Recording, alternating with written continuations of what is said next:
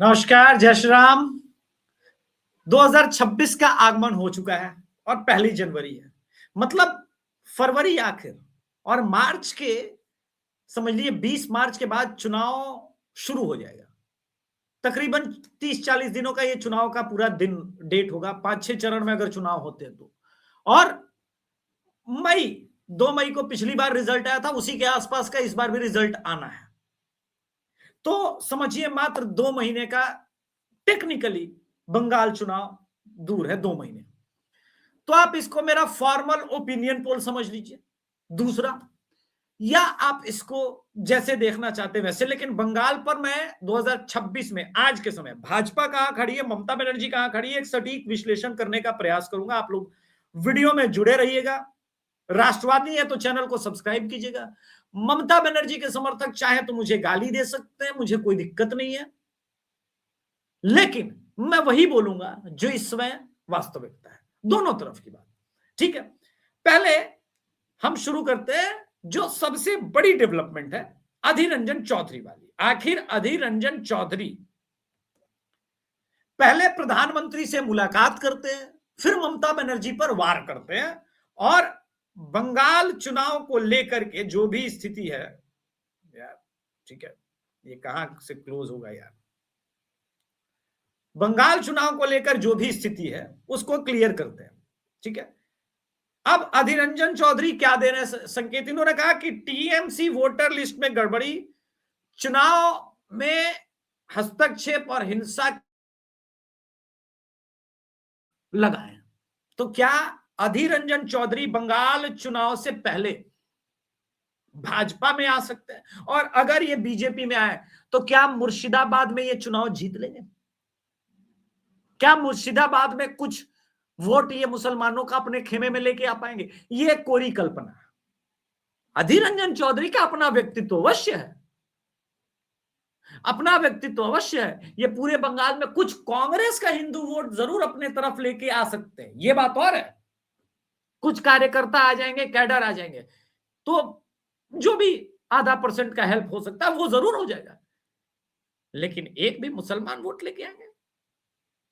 इससे बड़ा कोई झूठ, इससे बड़ी कोई कपोल कल्पना नहीं है। पहली बात। पॉइंट नंबर 2 पर आते हैं। हर एक बात करेंगे step by step. Point number 2 पर आ जाते हैं। ठीक है, जो इस वक्त कांग्रेस का वास्तविकता है। कोलकाता में आज अमित शाह जी के विरुद्ध में अमित शाह गो बैक के नारे लगे, और बंगाल की संस्कृति और बंगाल का कल्चर ब्रेक करने का आरोप भाजपा पे लगा। देखिए, मैं जानता हूं कि कांग्रेस का और टीएमसी का गठबंधन केरला में हुआ है, लेकिन जितने कांग्रेस के कार्यकर्ता ममता राज में कूटे गए हैं, उसके बाद भी अगर कुछ लीचड़ों के अंदर उनका आत्मसम्मान नहीं है तो भाई इस प्रकार के नारे लगेंगे। दरअसल बंगाल की सभ्यता और संस्कृति में बंगाली सभ्यता संस्कृति को पीछे करके उर्दू का कल्चर जो कि पूर्वी बंगाल में चल रहा, वो कल्चर तो टीएमसी लेकर के आई है, लेफ्ट भी लेके नहीं आई थी। मैं आज अगर आप मुझसे पूछते कि मैं बंगाल में हटा दीजिए भाजपा को, भाजपा नहीं होती, कांग्रेस अलग लड़ रही होती, लेफ्ट अलग लड़ रही होती, और भाजपा और टीएमसी अलग लड़ रही होती, तब मैं किसको वोट करता? मैं लेफ्ट को वोट कर देता, नोटा नहीं दबाता। मैं बताता हूं क्यों। लेफ्ट के ऊपर आप 1 लाख आरोप लगा सकते हैं, तमाम खराबियां थी, किंतु लेफ्ट ने पश्चिम बंगाल की बंगाली संस्कृति, जो बंगाल का कल्चर रहा, हेरिटेज रहा, उसको डिस्ट्रॉय नहीं किया था 1999 तक। उसके बाद उसके अंदर वो जैसे ही पूर्वी पाकिस्तान वाले एलिमेंट वहां भी आने शुरू हुए, ये खेल शुरू हो गया। एक बात समझिए, तो अब मेरे पास बीजेपी ऑप्शन है, और मैं किसी कीमत पर भाजपा को ही बंगाली होता तो वोट करता। क्यों? एक तो बंगाली हिंदू हूं, मुझे थ्रेट है, और वो क्यों है वो मैं बताता हूं, लेकिन मैं सभ्यता, संस्कृति, कल्चर जो कुछ भी है और भारतीयता, ये सब बचाने का दायित्व भाजपा पे है, और वही बचा सकती है। मैं शुभेंदु अधिकारी के अंदर वो सारा पोटेंशियल देखता हूं, दिलीप घोष के अंदर देखता हूं, 10 और नेता है बंगाल में, जिन पे मैं ये दाव खेल सकता हूं। टीएमसी में एक भी नेता नहीं। ठीक है, अब पॉइंट नंबर 3। कुछ लोग कह रहे हैं कि मैं ममता बनर्जी और ये क्या है। तो देखिए, एक बड़ा भी ऐसा नहीं है कि बीजेपी, समझिए 2024 के वोट को अगर डिवाइड किया जाए तो 91 सीट पर बीजेपी आ गई थी। 77 सीट 2020 के 21 के विधानसभा में जीती थी। लेकिन ये आई कहां से है? ये आई तो 2 सीट वाली पार्टी 77 सीट पर पहुंची थी, और लोकसभा में सीटें जरूर कम हुई, लेकिन 2019 का अगर लोकसभा सीट का आप ब्रेकआउट करेंगे तो भाजपा 138 सीट पर आगे थी, 138 सीट पर आगे थी। आज के समय अगर आप मुझसे पूछेंगे कि कितने सीट पर आगे है तो बताऊंगा, लेकिन अभी भाजपा की स्ट्रेटेजी क्या है, इसका खुलासा अभिषेक तिवारी ने तकरीबन 1.5 महीने पहले किया था। तब आपने बोला कि आपको बीजेपी स्वयं बताती है क्या खबरें, न्यूज। ये 2 दिन पहले की खबर है। बंगाल विधानसभा में भाजपा ने बनाई विशेष रणनीति, इन सीटों पर रहेगा फोकस। देखिए भैया, ये जो हार जीत में, जिसमें 10,000 से कम का पिछली बार चुनाव में हार जीत का नंबर रहा है, उस पर फोकस कर रही है। तो आप ध्यान देंगे कि 77 सीट पिछली बार जीती थी, उसमें 61 सीट ऐड हो जाएंगे, यानी ये पहुंच जाएंगे 134-35 तक। इस पर अगर विशेष फोकस दिया तो 148 मेजॉरिटी मार्क है।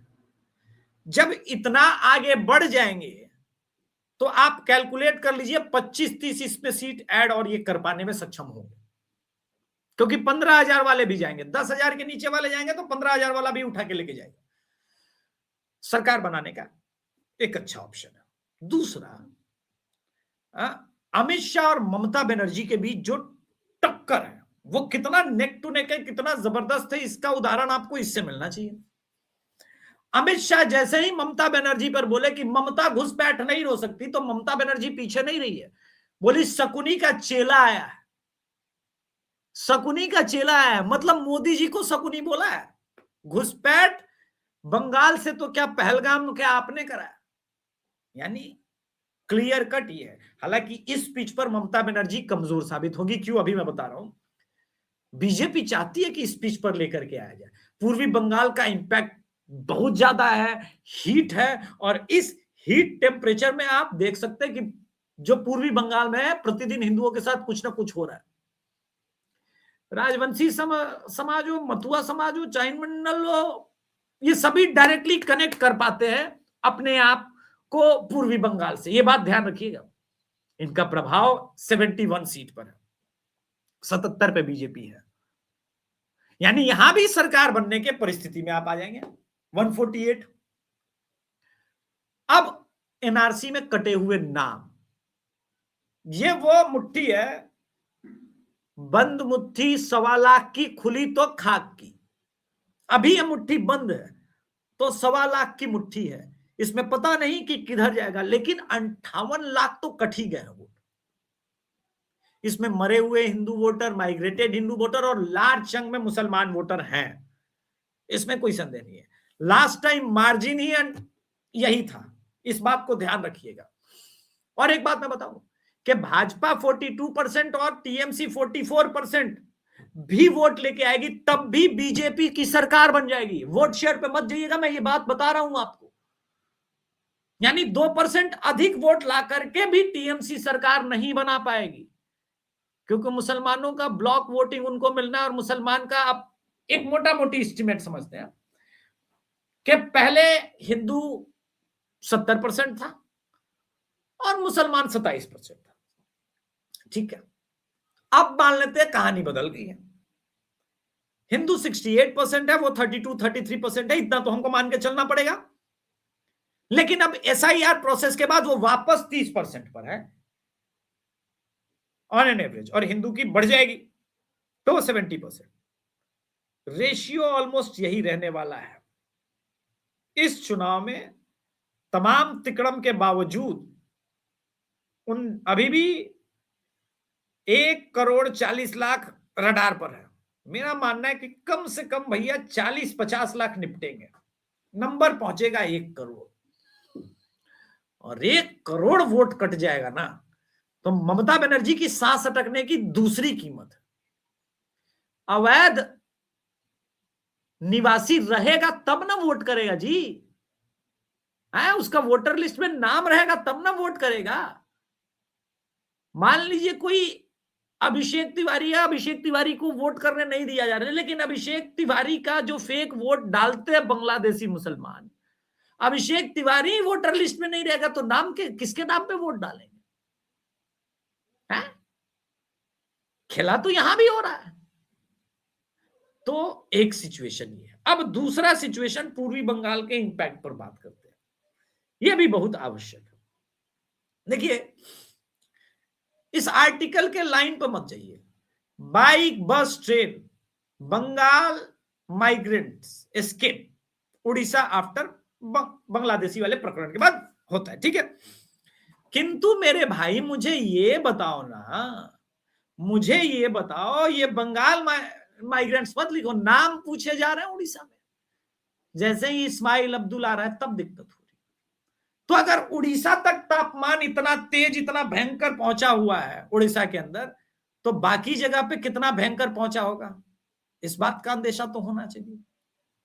इसलिए आज के समय अगर आप मुझसे पूछे तो बीजेपी अभी सत्ता के बहुत करीब तो नहीं, मतलब ये नहीं कह सकता, लेकिन बहुत दूर भी नहीं है। मामला नेक टू नेक है। आज अगर चुनाव हो जाए तो भाजपा कम से कम 135 से 143-144 सीट लेके मुझे दिख रही है। मेजॉरिटी मार्क से बहुत बहुत दूर नहीं है। लेकिन चुनाव प्रचार प्रसार जब बीजेपी शुरू करेगी, अभी बीजेपी ने चुनाव प्रचार प्रसार शुरू नहीं किया है, अभी स्टार प्रचारकों की लिस्ट नहीं आई है। ये लोग जब शुरू कर देंगे पूरा खेल, तब नंबर बदलेगा या नहीं बदलेगा, ये तो भविष्य में है। 2026 में हम आगे देखेंगे, इस पर विश्लेषण होता ही रहेगा। दर्शकों, आपसे निवेदन है, कृपया अभिषेक तिवारी शो को सब्सक्राइब करें, लाइक करें। किसी भी मेरे लाइव वीडियो के सेगमेंट में जाएंगे तो वहां ज्वाइन बटन का लिंक है, ज्वाइन जरूर करके मंथली में सपोर्ट कर सकते हैं, या फोन पे, गूगल पे के थ्रू या क्यूआर कोड के थ्रू भी आप मुझे समर्थन दे सकते हैं। आपके समर्थन की आवश्यकता है, रहेगी, इस बात को मैं मानता हूं। उसका कई कारण है। बंगाल चुनाव में मुझे नहीं पता कि क्या होगा, और आज तक कोई प्रोजेक्ट नहीं मिला तो अब कहां से मिलेगा। तो जो कुछ भी अपने ही सीमित संसाधनों में हमें करना है। धन्यवाद। जय श्री राम, हर हर महादेव। कृपया चैनल को जरूर सब्सक्राइब कीजिएगा, इतना तो अवश्य कर दीजिएगा। धन्यवाद।